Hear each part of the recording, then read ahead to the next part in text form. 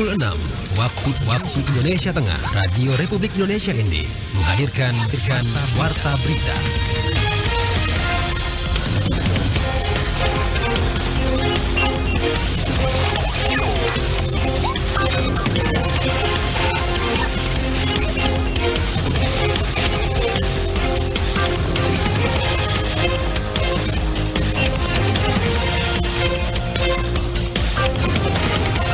Selamat pagi saudara, Anda kembali mendengarkan Warta Berita Radio Republik Indonesia ND di siang ini Rabu 9 Agustus 2023. Sari Berita. 33 bakal calon DPRD Kabupaten Sika tidak memenuhi syarat.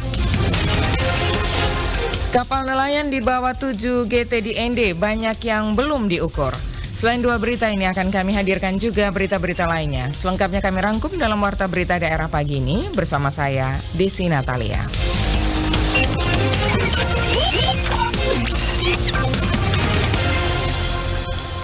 Saudara, kita mulai berita pertama. Komisi Pemilihan Umum Kabupaten Sika memastikan 33 bakal calon DPRD tidak memenuhi syarat atau TMS. Laporan selengkapnya disampaikan Veranda Garus.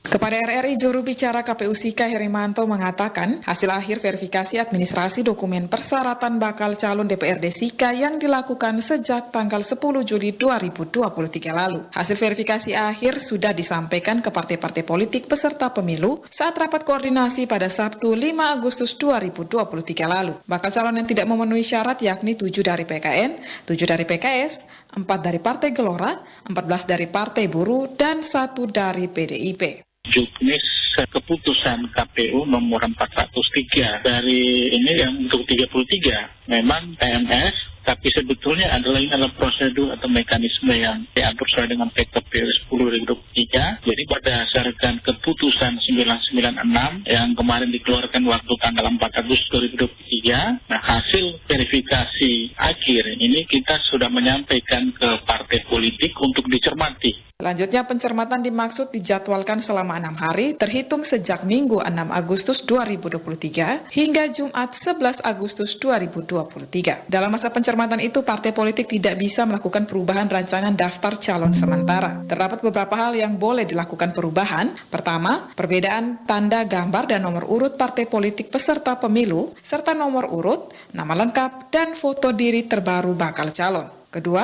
dokumen persyaratan administrasi bakal calon yang ditetapkan tidak memenuhi syarat berdasarkan berita acara hasil akhir verifikasi administrasi. Ketiga, bakal calon diganti berdasarkan persetujuan dari Ketua Umum Partai Politik dan Sekretaris Jenderal Partai Politik. Dan keempat, perpindahan dapil terhadap bakal calon. Pasca pencermatan di tanggal 12 dan sampai 15 ini memang kita akan melakukan verifikasi dokumen persyaratan bakal calon pasca pencermatan oleh partai politik. Yang kemudian ada penyusunan DCS atau daftar calon sementara. Ini memang kita akan laksanakan di tanggal 16 sampai 17 Agustus 2023. Kemudian penetapan di tanggal 18 Agustus 2023 dan pengumuman DCS-nya nanti itu dari tanggal 19 sampai dengan di 23 Agustus 2023 untuk mendapat tanggapan dan masukan masyarakat. Setelah dilakukan proses verifikasi administrasi, jika ada bakal calon yang belum memenuhi persyaratan pada saat dilakukan pencermatan, otomatis akan mengurangi jumlah bakal calon di partai dan dapilnya. RRI ND, Veranda Garus melaporkan. Beralih ke berita lainnya, sebagian besar pemilik kapal nelayan di wilayah pesisir utara dan selatan Kabupaten ND dengan tonase kotor kurang dari 7 gross tonnage atau GT belum melakukan pengukuran kapal, seperti yang dilaporkan Suimam. Pelaksana Lalu Lintas Angkutan Laut KSOP kelas 4 ND, Sepriandi Alfred, kepada RRI Selasa 8 Agustus 2023 mengatakan menyangkut dengan pengukuran kapal, kewenangannya itu ada di KSOP karena sudah ada ahli hukumnya. Dijelaskan, untuk di KSOP kelas 4 ND, pengukuran yang bisa dilayani berupa kapal yang tonase berat kotornya kurang dari 7 GT, sedangkan 7 GT ke atas kewenangan pengukuran kapalnya di KSOP Maumere atau KUPP Larantuka. Kalau untuk yang 7 GT ke bawah, pas kecilnya bisa langsung langsung terbit. Setelah melakukan pengukuran bisa langsung terbit di ND. Nah, kalau untuk yang GT7 ke atas itu kan harus ada pendaftaran lagi. Mungkin kita harus menunggu lama. Kebetulan kita di ND sini yang punya pendaftaran juga sudah ada. Hanya dia belum didaftar. Nah, itu yang kita mesti kerjasama dengan KSOP Momere ataupun KUPP Larantuka. Karena mereka sudah ada pelabuhan pendaftar kapal. ND sendiri belum. Menurutnya, bagi pemilik kapal di bawah 7 GT yang belum memiliki pas kecil, wajib untuk mendaftarkan kapalnya, baik yang baru maupun yang lama, karena ini sangat penting untuk kesediaan kelengkapan dokumen kapal sebagai legalitas atau syarat kelaikan kapal. Kemarin kami juga sudah koordinasi dengan Dinas Perhubungan. Kalau mereka ada datanya, nanti mungkin kerjasama dengan lurah kepala desa di kecamatan yang ada di ND itu, yang wilayah-wilayah pesisir yang kapal-kapal yang belum diukur untuk segera untuk melakukan pengukuran. Ia melanjutkan, surat tanda kebangsaan kapal atau pas kecil merupakan surat kapal yang memberi hak atau legalitas kepada kapal untuk dapat mengibarkan bendera Indonesia sebagai bendera kebangsaan kapal, termasuk kapal penangkapan ikan dengan tonase berat kotor kurang dari 7 GT. Menyandang predikat sebagai daerah pariwisata super premium, sebanyak 3.050 di Kabupaten Manggarai Barat disiapkan untuk menjadi nelayan yang super premium atau nelayan go digital. Laporan selengkapnya disampaikan Rosa Dalima. Upaya persiapan ini dilakukan melalui kegiatan implementasi adopsi teknologi digital perikanan tangkap yang diselenggarakan oleh Kementerian Kelautan Republik Indonesia bersama Kementerian Komunikasi dan Informasi melalui Direktorat Ekonomi Digital Ditjen Aplikasi Informatika Aptika bertempat di Grand Perundi Hotel Labuan Bajo Senin kemarin.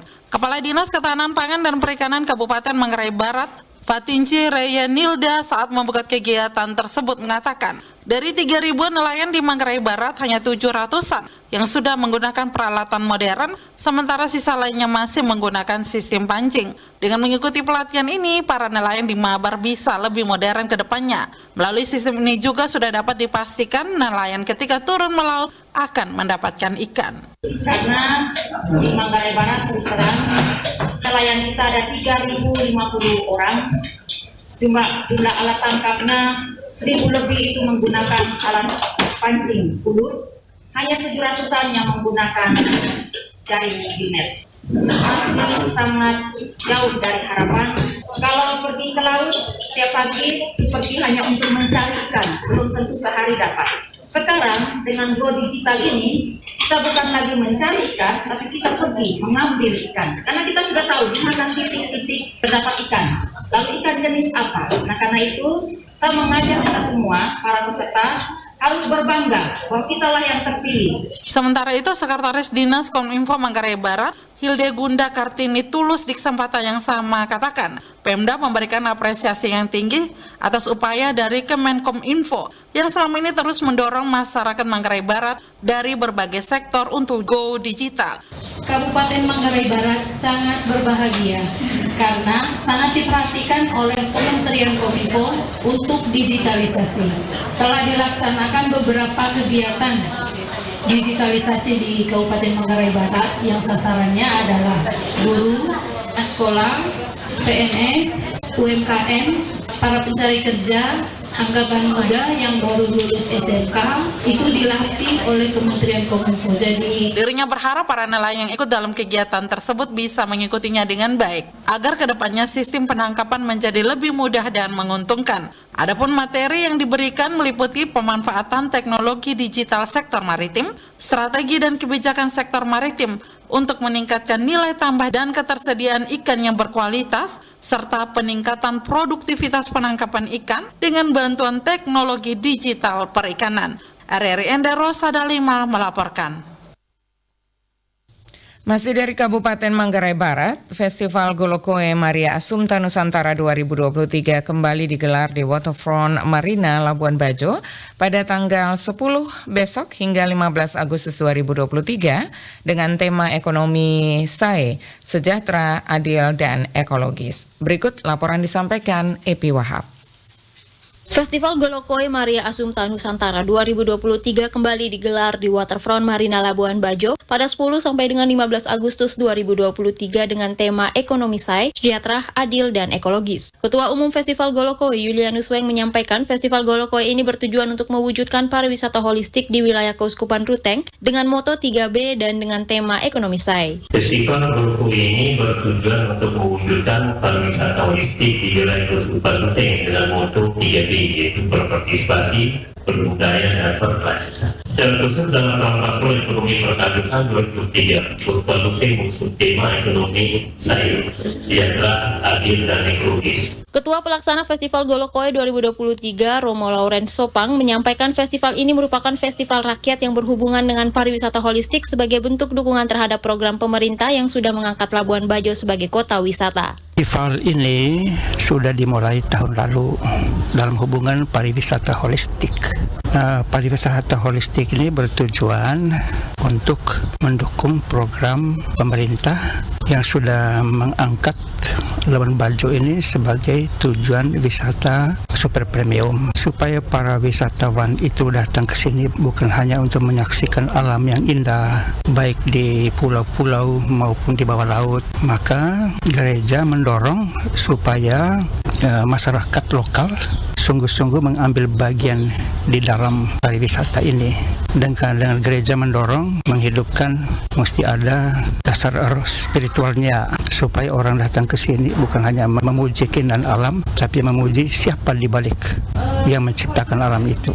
Festival yang diselenggarakan oleh Keuskupan Ruteng dan bekerja sama dengan pemerintah daerah Kabupaten Manggarai Barat, didukung oleh BPOL-BF dan Kementerian Pariwisata dan Ekonomi Kreatif Indonesia ini merupakan kali kedua digelar di Labuan Bajo, yang mana akan diisi dengan parade etnik dan tarian adat budaya, konser pentas seni Nukalale, pameran ekonomi kreatif dan kuliner lokal Nusantara, kegiatan sosial, karitatif dan ekologi, seminar dan KRK, ziarah dan ibadat, prosesi Akbar Maria Assumpta Nusantara dan Ekaristi Agung Maria Assumpta Nusantara, dan akan diikuti oleh 1.500 orang dari 86 paroki, komunitas, dan lembaga di Keuskupan Ruteng, serta puluhan ribu umat Katolik dan masyarakat, dan akan tersedia 252 UMKM dari paroki, lembaga, dan komunitas dari 3 kabupaten, yakni Kabupaten Manggarai, Manggarai Timur, dan Manggarai Barat, yang akan ikut berpartisipasi pada Festival Golokoe 2023 ini. Dari RRI Labuan Bajo, Epi Wahab melaporkan. Anda sedang mendengarkan Warta Berita RRI ND.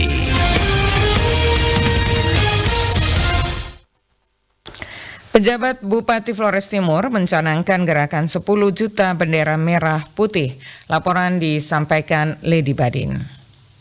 Pencanangan gerakan 10 juta bendera merah putih di Kabupaten Flores Timur telah dicanangkan oleh penjabat Bupati Flores Timur Doris Sihi pada Senin 7 Agustus 2023 pada satu upacara bendera di lingkup pemerintah Kabupaten Flores Timur. Demikian seperti yang disampaikan oleh penjabat Sekretaris Daerah Kabupaten Flores Timur Petrus Pedomaran kepada RRI. Petrus Pedomaran mengungkapkan gerakan 10 juta bendera merah putih di Kabupaten Flores Timur ini ditandai dengan pembagian secara simbolis bendera merah putih kepada perwakilan dari 19 kecamatan dan pimpinan OPD di lingkup pemerintah Kabupaten Flores Timur. Petrus Pedomaran mengungkapkan bahwa gerakan 10 juta bendera ini dimaksudkan untuk menggelorakan semangat cinta tanah air dan bangsa serta semangat nasionalisme sekaligus memeriahkan HUT RI ke-78 tahun ini sesuai dengan gerakan yang dicanangkan secara nasional. Untuk Flores Timur sebagaimana juga kabupaten yang lain, dasar suratnya adalah Surat Menteri Dalam Negeri tanggal 20 Juni tahun 2023. Perihal pelaksanaan pencanangan gerakan pembagian bendera merah putih untuk menyemarakan 17 Agustus tahun 2023 di seluruh Republik Indonesia. Flores Timur sendiri menindaklanjuti dengan mencanangkannya pada apel awal bulan 7 Agustus kemarin. Ya tentu sebagaimana pada surat itu tujuannya adalah untuk menyemarakan dan juga penyebaran nilai-nilai kebangsaan, nasionalisme, dan cinta tanah air. Petrus Pedomaran mengungkapkan untuk Kabupaten Flores Timur, 10 juta bendera ini akan dibagikan ke seluruh kecamatan, desa, hingga ke RT dan RW di 19 kecamatan di Flores Timur. Dirinya berharap kegiatan ini bisa disupport oleh seluruh masyarakat dan masyarakat bisa berpartisipasi dengan mengibarkan benderanya di depan rumah maupun di kendaraan pribadi. Untuk Flores Timur, dari aspek materialnya, propertinya, bendera kita selain dari pemerintah daerah, ada lintas sektor dan juga kontribusi dari BUMN, BUMD persiapan bendera. Sementara untuk pencanangan kemarin representatifnya adalah diundang 19 kecamatan perwakilan dan juga beberapa lembaga masyarakat seputar Kota Larantuka. Untuk selanjutnya nanti di wilayah akan dilakukan berlanjut oleh pemerintah kecamatan, desa dan kelurahan. Petrus Pedomaran mengungkapkan gerakan 10 juta bendera di Flotem ini diharapkan berlangsung sukses dan meriah di momentum perayaan ke-78 tahun kemerdekaan Republik Indonesia. RRI Endel, Lady Badin melaporkan. Kita kembali ke Kabupaten Ende, ada sebanyak 762 orang pegawai pemerintah dengan perjanjian kerja, tenaga guru, dan 57 pegawai P3K tenaga teknis informasi tahun 2022 telah melakukan penandatanganan surat perjanjian kontrak kerja. Sementara penyerahan SK baru akan dilakukan pada tanggal 21 Agustus 2023. Laporan disampaikan Rovinus Wula.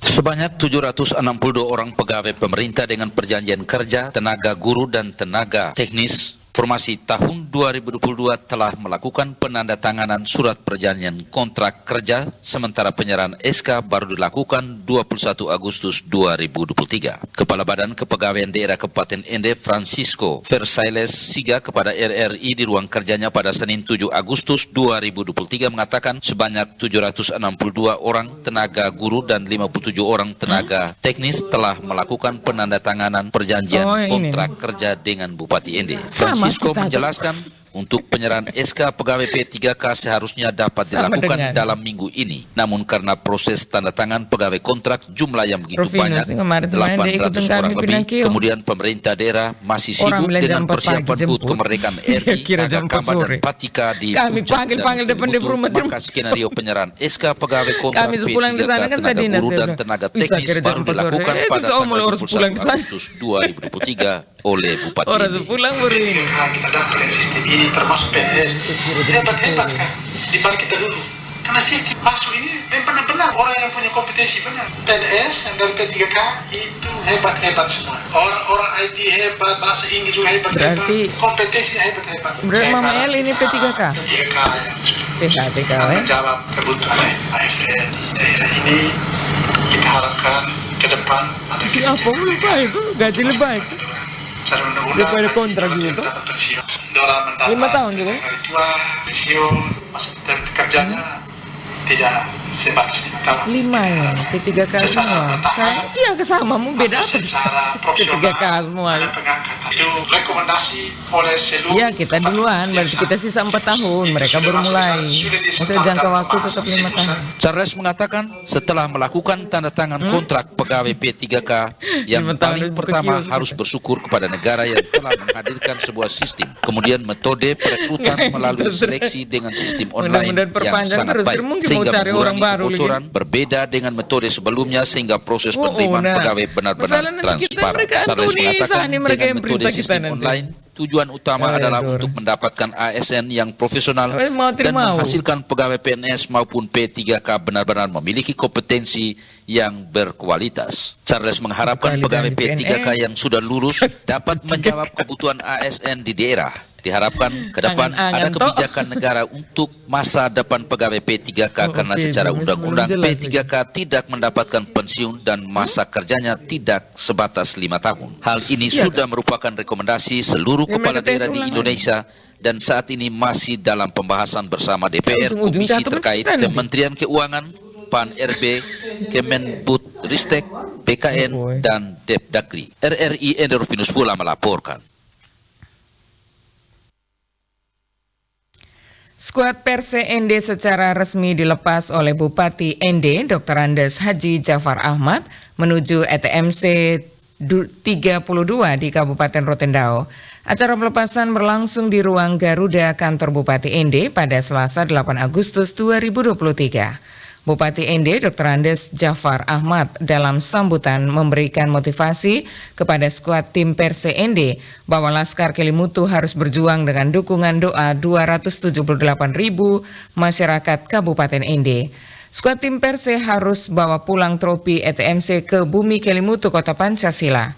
Bupati Jafar menjelaskan pelepasan skuad tim Perse Ende hari ini merupakan hal yang luar biasa karena acara pelepasan dihadiri semua pejabat Forkompinda. Bupati Jafar mengatakan skuad pemain Perse adalah duta-duta Kabupaten Ende, Laskar Kelimutu kebanggaan masyarakat Kabupaten Ende, dan setiap pertandingan adalah final sehingga diharapkan agar menunjukkan permainan terbaiknya. Laskar Kelimutu kebanggaan masyarakat Kabupaten Ende. Anggaplah setiap pertandingan adalah final. Tunjukkan pemain terbaik kalian sebagai sandiwara. Kalau ada ungkapan yang menyatakan merebut juara itu mudah, tetapi mempertahankan itu susah. Kalian harus buktikan kalau ungkapan ini tidak selalu benar. Laskar Kelimutu harus buktikan bahwa ungkapan tidak berlaku bagi kalian. Karena bagi kalian merebut dan mempertahankan juara itu sama-sama mudah. Karena dengan niat tulus dan keyakinan dan semangat bersama, Laskar Kelimutu akan pertahankan gelar juara ETMC ke-32 di Rotendao.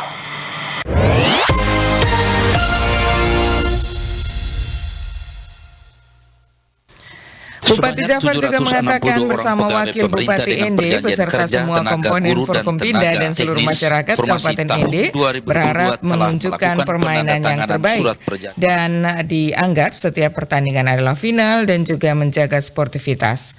Laskar Kelimutu harus membawa pulang trofi ETMC ke Bumi Kelimutu Kota Pancasila.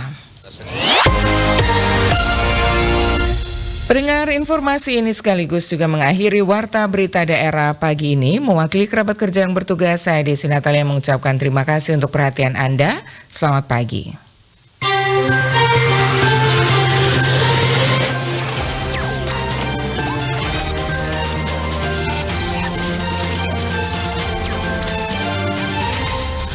Terima kasih Anda telah mengikuti Warta Berita RRI ND.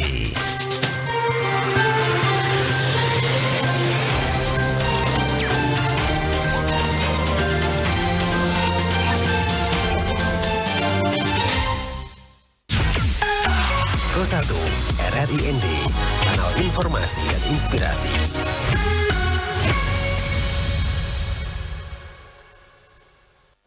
Laskar Kelimutu kebanggaan masyarakat.